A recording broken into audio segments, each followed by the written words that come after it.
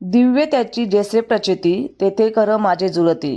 सबसे बडा गुरु गुरु से बडा गुरु का ध्यास। ह्या गुरुप्रणीत सेवा मार्गाच्या तत्वानुसार समर्थ सेवकांना आपल्या नित्य जीवनात अनेक अनुभूती येत असतात। आम्हालाही अनेक वेळा विविध अनुभूती आल्या आहेत। असाच नुकताच आलेला एक हृदयस्पर्शी व थरारक अनुभव मागील महिन्यात 16 मार्च गुरुवारच्या संध्याकाळी 6 वाजेची वेळ होती। मी माझा मोठा मुलगा व पत्नी व लहान 1.5 वर्षाचा मुलगा असे घरात होतो। पत्नी मोठ्या मुलाचा अभ्यास घेत होती। बाळ जवळच खेळत होते। खेळता खेळता नजर चुकवून आमच्या न कळत बाळ आमच्या घराच्या हॉलच्या लागून असलेल्या ओपन टेरेसकडे गेले। बसण्यासाठी केलेल्या कडप्पा टेरेसच्या कड्यास लागून आहे। कसला तरी आधाराने बाळ कडप्प्यावर चढले। तुळशीच्या कुंडीशी कदाचित खेळत असावे। तेवढ्यात त्याचा तोल जाऊन कडाड्यावरून बाळ सरळ 30 ते 35 फूट 3ऱ्या मजल्यावरून खाली पडले। खाली जमिनीपासून 5 ते 6 फूट उंचीवर पक्ष्यांना दाना पाणी ठेवण्यासाठी एक लोखंडी पत्र्याचा ट्रे भिंतीत बसवलेला आहे। योगायोगाने बाळ त्याच छोट्याशा ट्रेमध्ये व त्याच ट्रेमधून पुन्हा खाली जमिनीवर पडले। खालील सदनिकेत सलाईन व्यावसायिकांचा गाळा आहे। पत्र्याचा ट्रेचा मोठा आवाज व बाळ पडल्याचे दिसताच तेथील लोकांनी ओरडून बाळ पडले असा आरडाओरडा केला। आवाज कानी पडला असे आम्हाला कळाले की आमचे बाळच खाली पडले आहे। अरे बापरे स्वामी, असे उद्गार निघाले। परमपूज्य गुरुमाऊलींचे स्मरण झाले। भीतीने संपूर्ण अंगाचा थरकाप होऊ लागला। आम्ही तिघेही खाली पळालो। खाली जमिनीवर खडी खच होती, त्यावर बाळ पडले होते। एवढ्या उंचावरून पडल्यामुळे बाळ आधीच अस्वस्थ व कसे तरी करत होते आणि आश्चर्य म्हणजे त्याच्या शरीरावर एकही जखमेचा घाव या रक्तस्राव येत नव्हता। पत्नीने ए बाळ उठ असे म्हणून त्याला हलविले। त्याच्या नाडीवर व कानात श्री स्वामी समर्थ जप सुरू केला। महाराजांना व घरातील गुरुमाऊलींच्या फोटोस नमस्कार करून व विनंती करून त्यांना विभूती लावली व तसेच आम्ही तात्काळ हॉस्पिटलला गेलो। डॉक्टरांनी बाळास तपासले। त्याचे पल्स, हृदयाचे ठोके तर व्यवस्थित होत आहेत। अंगावर कुठेही जखम नाही। नाकातून कानातून रक्तस्राव नाही, उलटी नाही, तरी मेंदू, हृदय, आतडे ह्यांना अंतर्गत रक्तस्राव आहे का याची तपासणी सीटी स्कॅन MRI द्वारे करावे लागेल।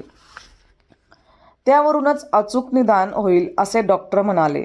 ताबडतोब परमपूज्य गुरुमाऊलींशी संपर्क साधला तर परमपूज्य गुरुमाऊली म्हणाले त्याला काही होणार नाही, मात्र त्यांच्या सर्व तपासण्या करून घ्या। 2-3 तासाच्या प्रक्रियेत सर्व तपासण्या केल्या असता त्या सर्व नॉर्मल आल्याच। मेंदू, हृदय, पोट, आतडे कुठेही नुकसान नाही। फक्त पायाच्या घोट्याजवळ किरकोळ मुक्कामार होता। तरी डॉक्टरांनी त्यांची पुन्हा तपासणी केली, त्यात देखील काही निघाले नाही। डॉक्टरांना सुद्धा आश्चर्य वाटले।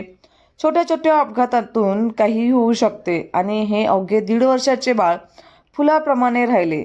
सदर घटना 4-5 दिवसांनी परमपूज्य गुरुमाऊलींना सांगितली असता परमपूज्य गुरुमाऊलींनी अमृतवाणी केली की बाळाला झेलण्यात साक्षात श्री स्वामी समर्थ महाराजांनी धाव घेतली आहे।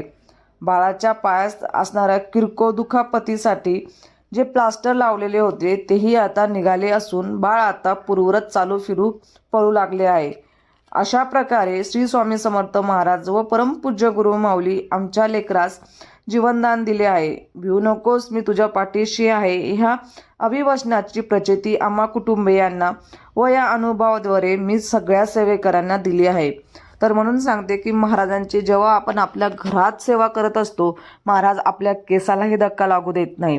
ज्या घरामध्ये स्वामीचरित्र सारामृत ह्या ग्रंथाचं नित्य पठण केलं जातं किंवा नित्य सेवा केली जाते त्या घरामध्ये कधीही कोणत्याही गोष्टीची कमी पडत नसते। मी अजिबात तुम्हाला सांगणार नाही की तुम्ही महाराजांची संकल्पयुक्त सेवा करा किंवा महाराजांच्या समोर बसून तुम्ही 3-3 तास सेवा करा।